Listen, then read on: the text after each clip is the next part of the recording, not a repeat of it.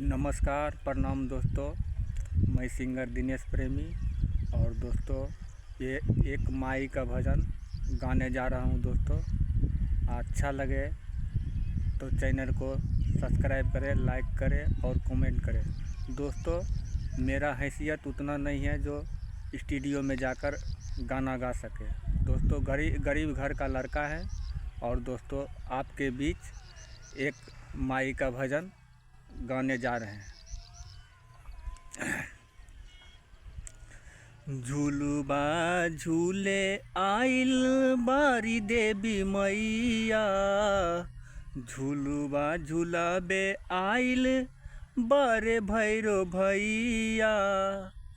निमिया के डार माई हो झूलेली झूलन माया जोर मारे। माई के ललकी चुनरिया अंजोर मारे हो, माई के ललकी चुनरिया अंजोर मारे।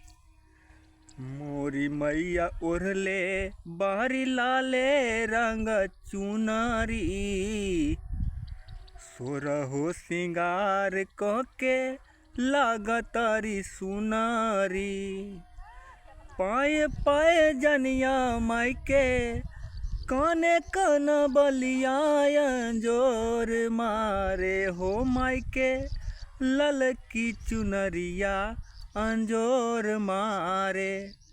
दोस्तों ये गाना अच्छा लगे तो चैनल को सब्सक्राइब करें, लाइक करें, कमेंट करें, मेरा मनोबल बढ़ाए। दोस्तों नमस्कार, प्रणाम।